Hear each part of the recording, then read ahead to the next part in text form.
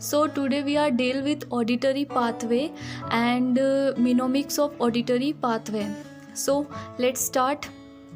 यहाँ पे क्या होते हैं, कोर्टिकल हेयर सेल्स होते हैं और ये है कोर्टिकल हेयर सेल दोनों तरफ। इनसे क्या होता है कि इनसे एक स्पाइरल गैंग्लियन रिलीज़ होता है, स्पाइरल गैंग्लियन, जो फिर मतलब इससे भी स्पाइरल गैंग्लियन रिलीज़ होता है। यहाँ पे क्या होता है, पोंटोमेडुलरी जंक्शन होता है, पोंटोमेडुलरी जंक्शन। सो ये स्पाइरल गैंग्लियन कहाँ पे जाता है, ये होता है अपना फर्स्ट ऑर्डर न्यूरॉन, इसको बोलेंगे ये होता है फर्स्ट ऑर्डर न्यूरॉन, ठीक है। फिर ये क्या है, ये है पोंटोमेडुलरी जंक्शन। तो यहाँ पे दो न्यूक्लियस होता है, एक न्यूक्लियस होता है डोर्सल न्यूक्लियस, एक होता है वेंट्रल न्यूक्लियस, ठीक है।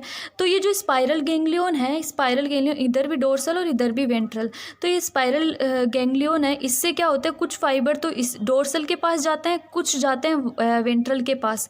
इधर से भी स्पाइरल गैंग्लियन के पास कुछ तो डोर्सल के पास जाते हैं और कुछ वेंट्रल के पास जाते हैं, ठीक है, इसके अंदर रिले करते हैं। फिर जो वेंट्रल न्यूक्लियस है, इस वेंट्रल न्यूक्लियस से ये जो कुछ फाइबर है ये कहाँ जाएंगे, ये आगे जाएंगे सुपीरियरी ओलिवरी न्यूक्लियस, इसको ओ से रिप्रेजेंट करते हैं, सुपीरियर ओलिवरी न्यूक्लियस। और इस साइड के अंदर भी ये जो मतलब वेंट्रल से सुपीरियर ओलिवरी न्यूक्लियस के पास जाएंगे, लेकिन सिर्फ वेंट्रल से जाएंगे, डोर्सल से नहीं जाएंगे।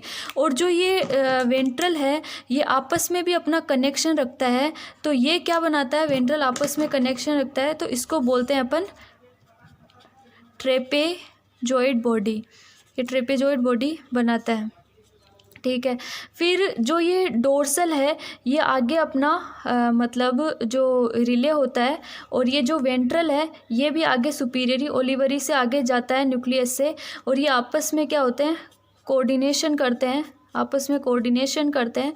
और इसको अपन क्या बोलते हैं, इसको अपन बोलते हैं लेटरल लेमिनस्कस। ये दोनों आपस में दोनों कोऑर्डिनेट करते हैं, तो इसको अपन बोलते हैं लेटरल लेमिनस्कस। ये हो गया अपना सुपीरियरली ओलिवरी न्यूक्लियस। ये डोर्सल न्यूक्लियस हो गया, ये वेंट्रल न्यूक्लियस हो गया। वेंट्रल होता है वो इसके अंदर रिले करता है, सुपीरियरली ओलिवरी न्यूक्लियस के अंदर डोर्सल रिले नहीं करता। फिर ये जो लेटरल लेमिनस्कस न्यूक्लियस है, फिर ये आगे किसके अंदर जाएगा, ये आगे जाएगा इन्फीरियरी कोलिक्यूलस, इन्फीरियर कोलिक्यूलस के अंदर ये रिले होएगा, लेटरल लेमिनिस्कस इन्फीरियर कोलिक्यूलस के अंदर रिले होएगा।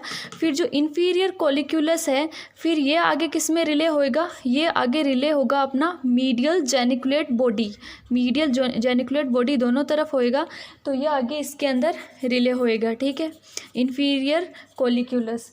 फिर मीडियल जेनिकुलेट बॉडीज़ है वो कहाँ रिले होएगी, अपनी ऑडिटरी कोर्टेक्स के अंदर, ऑडिटरी कोर्टेक्स के अंदर। तो ये अपना ऑडिटरी कोर्टेक्स है, यहाँ पे ये रिले हो रही है, ठीक है। तो ये एकदम मतलब जनरल ऑडिटरी पाथवे है। सबसे पहले क्या होता है, जो वेंट्रल न्यूक्लियस मतलब ये स्पाइरल गैंग्लियन है, स्पाइरल गैंग्लियन, तो स्पाइरल गैंग्लियंस ये फर्स्ट ऑर्डर न्यूरॉन बनाते हैं।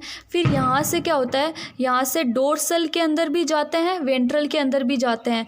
तो वेंट्रल वाले तो सुपीरियर ओलिवरी न्यूक्लियस के अंदर रिले करते हैं, लेकिन डोर्सल वाले नहीं रिले करते हैं। और फिर आगे ये दोनों कोऑर्डिनेट करके इन्फीरियर कोलिक्यूलस के अंदर क्या होते हैं, रिले होते हैं। इन्फीरियर कोलिक्यूलस के बाद में मीडियल जेनिकुलेट बॉडीज़ के अंदर, मीडियल जेनिकुलेट बॉडीज़ के बाद में ऑडिटरी कोर्टेक्स के अंदर।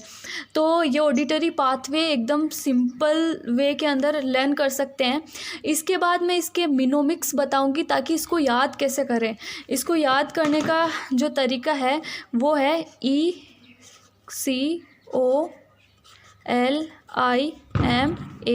इकोलिमा। इकोलिमा से आप इसको याद कर सकते हो। तो E4 क्या हो गया, एट्थ नर्व, जो मतलब कोक्लियर नर्व है, एट्थ नर्व। तो यहाँ पे ये कैसे हुआ एट्थ नर्व, क्योंकि जो यहाँ पे स्पाइरल गैंग्लियन है, तो स्पाइरल गैंग्लियन मतलब यहाँ पे ये कोक्लियर नर्व है, इधर से निकला। फिर आगे ये क्या आता है, C4 कोक्लियर न्यूक्लियस।